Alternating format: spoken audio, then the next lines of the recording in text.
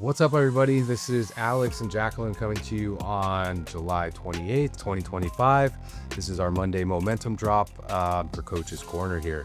So welcome in, guys. I hope you guys all had a great weekend. It's going to be a great little one today. We're going to do it. We're going to fly through it. We're going to get through it quick, but we're going to talk about why smart programming separates from the pros, right? So Like advanced training techniques. advanced training techniques. So if your workouts are just hard but not smart, your clients will burn out, plateau, or get injured, and they don't know why. This episode is about making sure that you know why. We're breaking down what it means to program like a pro with purpose, progression, and precision. And it's not really just about service level splits or random volume. We'll talk a bit about adaptation, different strategies in progressive overload, variance, specificity, etc. That will help make your client stronger for life, not just the next 6 weeks. Yeah.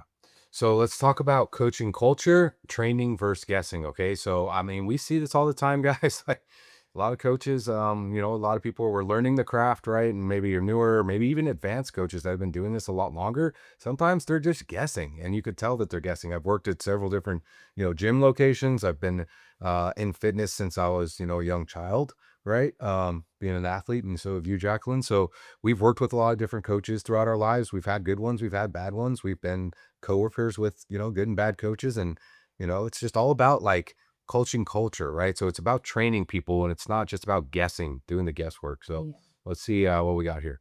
Yeah, when we program smart, it shows that we're not just there to motivate, but we're strategizing movements for our clients' goals and longevity. So, a lot of times coaches might write programs based on what feels right.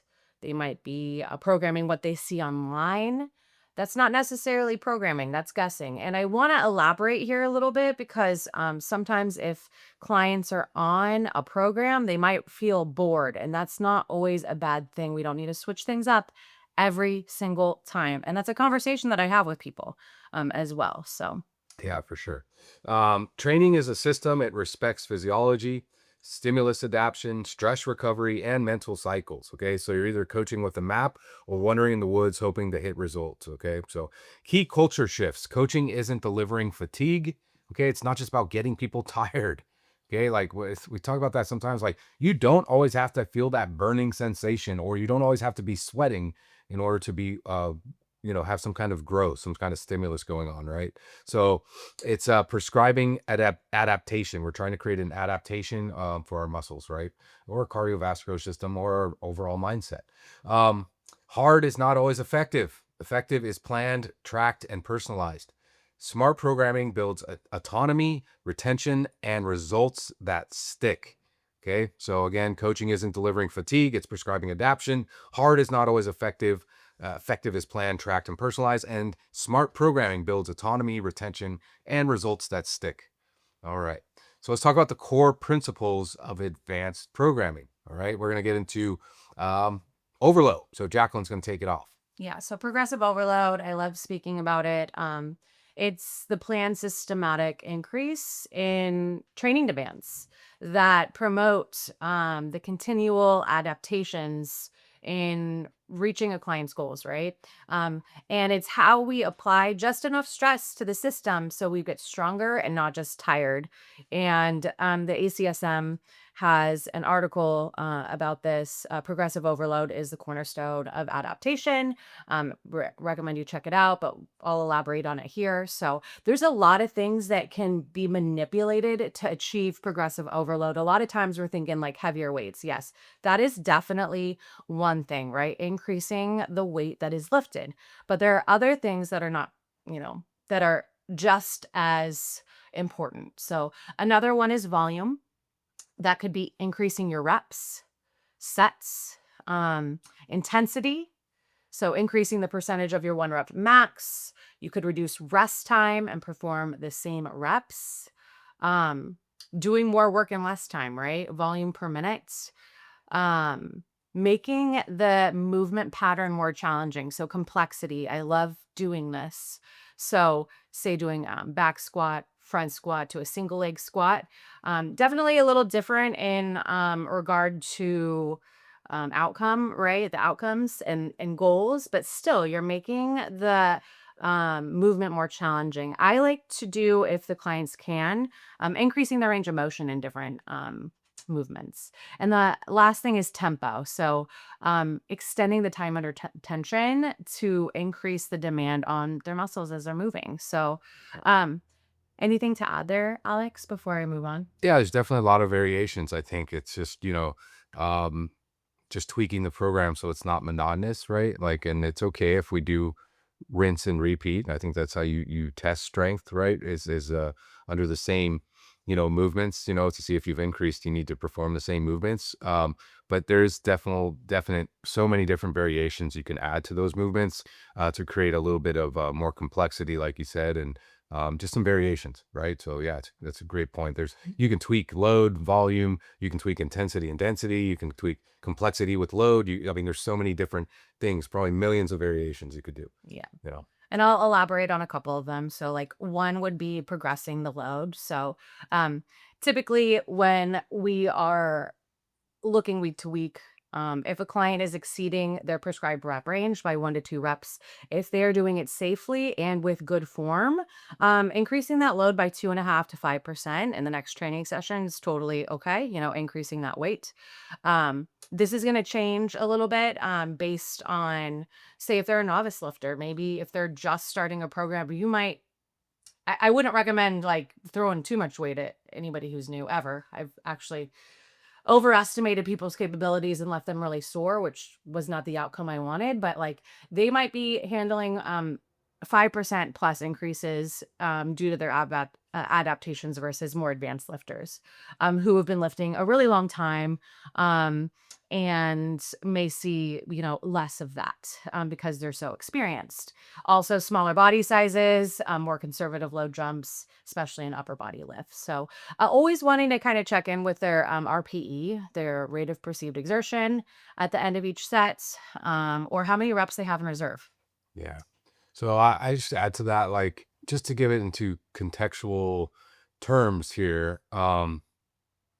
Let's say you have a client and their target of 3 sets at 8 reps and it's 100 pounds, and the client performs 3 sets of 10 reps with solid tempo, right? And it's an RPE 7.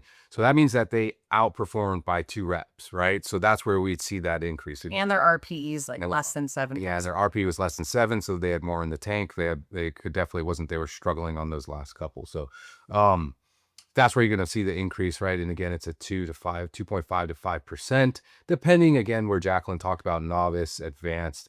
I mean, for novice lifters, you can see that 5+% increase and go rather quickly as people are gaining more strength and activating those muscle fibers again, uh, waking up the demons, But I can attest to this, as being a little bit more advanced lifter these days. If I have a 300 pound, bench press, if I can get to 306, that's a 2% increase. That's big, guys. That's a big jump, right? So like you get into this more advanced realm and like people are thinking 1 to 2%, that's fractional. Yes, it is, but it's huge when you hit a certain limit there. Yeah. You know what I mean? So And then like, I don't know, for me too, like getting back into things postpartum, I know I'm going to have some like really good gains again. I always start so much lower, but yeah. I'll probably be at that hopefully 5% plus. Yeah. That'll give me some motivation too. Well, you could be an advanced lifter and go through newbie gains and go through the novice, phases rather quickly, right? It's muscle does have memory and retention, and there's science with this different episode we can get into, but there's the science behind that, right? So, pretty cool. But let's talk about I'll talk about volume. Yeah. volume. So like again, 10% rule. This is something that NASM's talked about too. It suggests increasing total volume by no more than 10% each week, allowing the body to adapt. And this isn't linear either. Like it doesn't mean that we're going to always increase our volume 10% every single week. There's going to be weeks where we go lower if we're doing more heavier lifting, lower rep ranges. It might be lower because we're doing a deload week, but yeah, we want to evaluate that by muscle group and movement pattern and use 10% as a guide, not a law. Again, some weeks will stay flat, others will be deload weeks. So deload weeks are really important. We're going to talk about it later, but it's just intentionally reducing the volume. Like 30 to 50% to facilitate recovery. And then more advanced athletes may maintain the same volume, but increase their intensity, tempo, or complexity instead of the volume itself. Yeah. So let's talk about where coaches can get progressive overload too wrong. Too much too soon. I had mentioned this earlier. I've done this and it sucks. When you add volume and intensity simultaneously, you skip deloads or ignore joint feedback or movement compensation. So sometimes if somebody, I always check in with RPEs with clients, reps in reserve after almost every set. And that's something I learned over time, but definitely in my early days as a trainer, there were a couple times I gave people a little too much, made them a little too sore. Um, and then we had to adjust from there, and that's okay as well. So again, not tracking is another thing. So guessing the load instead of logging. I am a stickler for logging everything, especially for my in-person clients. Everything is noted. I know not all trainers do this because I've seen it, but I think it's super important, especially if you have a big client load too and you're seeing them in person, or like that's the great thing about online training is that it tracks it for you. So you could just look at that. But like I couldn't tell you one client's lives to another. I won't remember like Yeah. client by client unless it's written down. No, if you're working with 30, 40, 50 people at any given time, Yeah. you know. And then it gives them that quantitative like feedback of like how they're performing better. Yeah. Yeah. And And then it's not that you don't care. It's just like, there's a lot that you're doing at any point, right? So you just can't I remember. just can't, yeah. You have to know that. I mean, you have a steel trap. You're being modest. You really can remember it. Believe me, this woman forgets nothing, guys. But yeah. Not all my clients. Yeah. Wait. Anyways, so yeah. Not tracking is a big one. Yeah. The last thing would be just sticking with hard instead of smart. So piling on intensity instead of programming movement patterns or control. So yeah. All right. So let's talk about how to program based on the client type. You want to take this one or you want me to? I'll wrap up Okay. progressive overload. So yeah, beginners, again, they may be at that 5% load, 5 reps per week, bigger gains. Intermediate, rotating rep ranges every 3 to 4 weeks, monitoring the recovery. And then more advanced lifters will be micro loading, 1 to 2%, some strategic periodization here, RPE based progressions, and making sure to program those deloads. Then you have other clients that may be like more rehab clients or, longevity focus. We talked about seniors last week, right? So we may be progressing via tempo, range of motion, and postural control before we're even adding loads to it. Yeah. So progressive overload isn't just about adding weight. It's progression with purpose. It's knowing which lever to pull and when. So your clients adapt without burning out. I think that's pretty important. All right. So, all right. Let's go into specificity. All right. That said principle, specific adaptation to imposed demand. This was Zagorski and Kramer, Science of Practice and Strength Training. Okay. So want stronger pulls, program pulling variations, want better sprint time, sprint. It is truly about training for a client's goals, which may change over time and be translated into gains outside the gym that align with specific movements program. So again, if we're training an athlete or a client that specifically wants to get better at the deadlift, they're going to need to do deadlifts. All right. There's a lot of, don't get me wrong. I mean, like I always say this for hockey, right? Like there's so many different variations of strength training and agility drills and stuff you can do to get better at hockey off the ice. But if you're going to ultimately get better at hockey, you need to play hockey. You need to go out there and skate. You need to be involved in the game. So if someone's goal is like, hey, I want to be better, with my clean and jerks, or hey, I want to be better sprinter, or I want to be faster, right? We have to get them doing that specific movement. So let's talk about that specificity. The body adapts specifically to the type, intensity, volume, positioning, and neurological demands of the training stimulus it repeatedly encounters. In short, you get better at exactly what you train. All right. So hopefully that kind of sums up what I was just saying there. Why specificity matters. If you want your client to be stronger, faster, and more mobile on a specific task, you need to program for that exact output. The nervous system doesn't generalize as much as coaches think. It adapts in the angles, the speeds, the positions, and the movement patterns that you trade the most. In truth, I saw this really cool video the other day It was this person running on a treadmill, and they had a weight, a dumbbell sitting on, the Oh, rail with treadmill. oh, that's And insane. they were like leaned over and they were holding the weight as they were running. And anyone would look at it and be like, what is this person doing? Yeah. But then they were like a solo bobsledder, right? So it was one of those things like they're obviously an athlete, and it was something they were specifically training for to create that muscle memory, that central nervous system recruitment for that specific type of movement that they were looking for. Was pretty cool. So, yeah, be specific, guys. If your clients are looking for to specifically get better in a certain area or a certain type of movement, then be specific with that training. Okay. Yeah, and you Um, gotta ask them, and that's also what creates client retention and really helps them reach their goals, but yeah, yeah, for sure. All right. So here's examples of proper specificity in programming. So let's say the goal is stronger pulling. For example, excuse me, pull-ups, deadlifts, rows. We want to incorporate vertical pull variations, eccentric pull-ups, band assisted, isometric holds, horizontal pulls, bent over rows, chest supported rows. Let's talk about grip and scapular work, hangs and scapular retractions, right? I like to test myself and see if I can hang for a minute with my body weight on the pull-up bar. That's great for your grip. If any of you guys want to feel your forearms burn, just go hang on a pull-up bar for as long as you can. Tempo work, controlled negatives to build strength through full range of motion.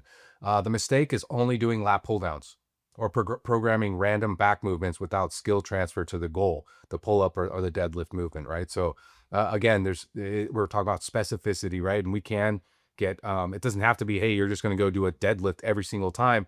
There's different things we can incorporate to build that deadlift strength, right? Like grip strength, back strength, lower back strength, core strength. It's that big debate: is deadlifting a back or leg exercise? And truth be told, it's both, right? So definitely, you can definitely build up those muscles, but you're gonna want to have the client doing deadlifts as well.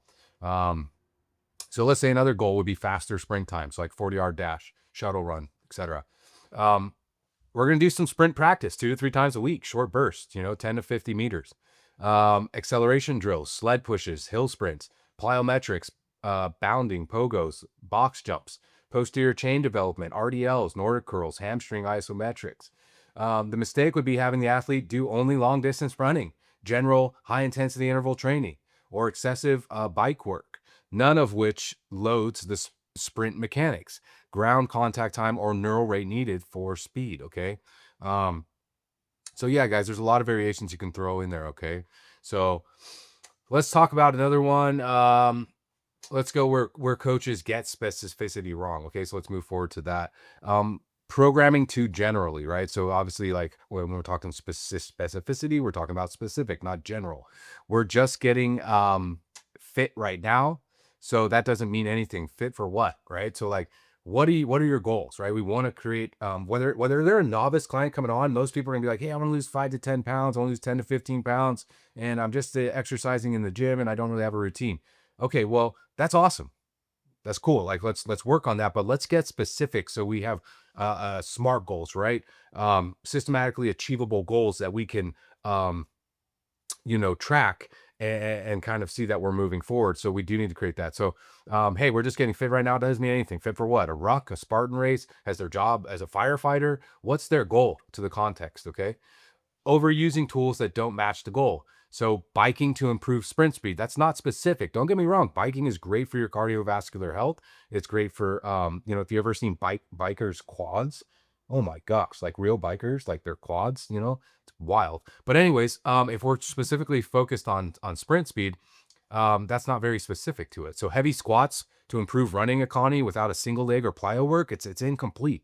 You can't just be doing heavy squats. You're going to need some agility and some, again, that central nervous system recruitment for specific adaptation to getting firing off the block, let's say, right? That quick power that we're looking for. Treating assistants work as random fillers. So again, accessories lists must support the primary movement pattern, not just add volume. So for instance, yeah, we do a lot of accessories. Let's say we have our major compound is a back squat for the day, and we're going to get on that. And then we do a seated leg extension, a seated leg curl. Maybe we do some RDLs, like so we're doing like walking lunges, all that stuff. It's all specific for that lower body adaptation, right? So I'm not just going to throw in like Okay, you want to be a better sprinter. Well, we're going to get you set up on sprinting. Obviously, we're going to get you set up on some back squats. We're going to build that overall leg strength. Let me throw in some, randomly just throw in some pull-ups, like, again, that's not when we're talking specific. It's not bad to have a full body encompassing, program, guys, but when we're talking specificity, that's really not applicable. Okay. So Let's like, I'm gonna say something here. Like for prenatal, right? I've been focusing on tons of posterior chain because like my center of gravity's off, and I really need a strong back and glutes and hamstrings to kind of hold myself up. So I've been neglecting a little bit of those push patterns, maybe anterior chain work, and that is specific to my program right now and my needs. And yeah, anyway, I told you she doesn't forget anything, guys. We got into that debate yesterday. he wanted me to do chest. I said, I was like, why, if you're doing a full body, why aren't you doing chest? And she explained to me the prenatal what? program. What do you need? Being 38 weeks pregnant now. So, trooper, still going to the gym, but yeah, Hurting myself every time. like I said, steel trap doesn't forget anything. So let's apply specificity to in a program design. Ask these questions. What is the client training for? What exact movements, energy systems, and motor patterns are required? Am I programming regressions, progressions, and assistance work that directly supports this adaptation? Program with intention. So general, specific training as age increases, right? So it's the general rule of thumb, specific as training age increases. So macro is a season, or a meso is a goal phase, and a micro is a session structure. We'll have our own little podcast on that one too, guys. We'll have a drop on all that general, macro, meso, micro cycles, things like that. Movement skill adaptation should dictate exercise selection, not trends. So don't get trendy with this shit. There's so much stuff out there, guys. Dude, stick to what you guys know. Stick to the proper movement patterns that do work, right? So, specificity is what turns training from an art into science. This is how you make every set count, because it's moving your client closer to the exact results they want. Random training produces random outcomes. Okay. So let's continue moving on. So let's talk about variation versus randomness. So variation is purposeful, progressive change and the training stimuli over time that drives continuous adaptation while avoiding plateaus. Whereas randomness is change without structure or intent. Often mistaken for variety. Again, if your clients get bored, but it lacks that strategic progression. So what can proper variation look like? Phase programming with changing the volume intensity targets. Examples could be like, hey, we're doing 3 weeks of hypertrophy, 4 weeks of strength. Rotating movement patterns with some logical progressions, like a trap bar deadlift to a conventional deadlift to a deficit deadlift. Changing tempos to overload the time under tension. And then switching things up to stress a movement in a new way. So dumbbell presses, right, to a kettlebell bottom-up press, which is going to require a lot more joint stability. So randomness can look like a new workout every day with no consistency in movement patterns, which I see a lot of people doing, that's why I'm a really huge advocate for programs. If you mix bodybuilding, CrossFit, Olympic lifting arbitrarily, it's good to do a variety of types of exercise, but like what are the goals here? Constantly changing your tools, battle ropes, sleds, sandbags, etc., without a theme, or prioritizing novelty over skill development and overload. So random programming is kind of like throwing darts in the dark. You might hit the board sometimes. There's no trajectory, no path, no guarantee of growth. And your clients don't need variety for entertainment. Again, I have had this conversation a million times. They need structure with purpose. True variation feels progressive and not chaotic. Yeah, I just want to elaborate on this, guys, and just being full disclosure, you guys know that I'm a little biased towards CrossFit. I love CrossFit, and that is truly like random variations of functional movements, right, performed under high intensity and volume, right? So, truth be told, like, this is specific programming, right? Advanced programming. And again, it's kind of geared more towards athletes and things of that nature. I have no problem with randomness. I'm gonna be straight up with that. I think that, having a mixed modalities in there and just moving in general and keeping it fresh, I think is good for the body. Don't get me wrong, if you need to set a certain goal, and like our goal is to get better at you know, bench press, you want to, get a bigger, increase your bench press, right? Then you can definitely like, hey, I need to focus on benching right now. And when in my training, truth be told, is I go through different phases of more heavier towards bodybuilding, or more heavier towards functional fitness, or maybe heavier towards CrossFit style training, things like that. And I usually do those in phases, right? So I'll be more focused on bodybuilding with a CrossFit here or there, or more focused on CrossFit with bodybuilding accessories here or there. So, but I'm forward. I'm with randomness. I like randomness, but that's me training for a long time, So it's gonna be different for everyone, I guess is my point. So um yeah, individualization, right? Key factors to individualize would be variable versus impact. Okay, so training age, that's a big variable out there. New lifters adapt fast. Advanced lifters require targeted stress. Injury history, past injuries can change movement options and load tolerance. Nervous system threshold, high threshold athletes recover fast. Low threshold ones need longer cycles. Mindset, fear, perfectionism, or lack of confidence can block growth. Recovery and ability, sleep, stress, diet, and lifestyle all shape recovery windows. So this is how we're going to scale group programming. Adjust loads, reps, rest, complexity, not the goal. Use RPE to allow athletes to scale with each session. Offer 2 to 3 variations per movement with the same intent. So for example, squat, goblet squat, or box squat. Yeah, so Jaclyn, go ahead. So, yeah, with individualization, just really looking at who the person is, their age, their injuries, their history, their motivation levels, like Alex said, is all super important in regard to like the group stuff, like individualizing as much as you can in those settings is imperative as well. Just really getting people to continue with their journey in an individualized way, right? And reaching their goals in those different kinds of settings or with their different backgrounds are another ways that we can do more advanced programming than giving them a cookie cutter kind of thing, right? Yeah, for sure. So next week, guys, we're going to talk about fatigue management and recovery tools. We'll deep dive into that. We'll have an episode on that. We'll kind of wrap this one up with like structuring smarter cycles, real life templates, right? So we'll give you guys a handout for those real life templates based off of, how many weeks the people are in. Talk about 1 week baseline movement, 2 introductory to volume, 3 intensification, 4 overreach, 5 deload, and then 6 is a retest and skill conditioning. So we'll give you guys little handouts for that. We do appreciate you guys. Audit your clients, programs this week. Are you progressing with intent? Or are you guessing with volume? Yeah, you'll have a handout. So anyways, thank you guys for listening in.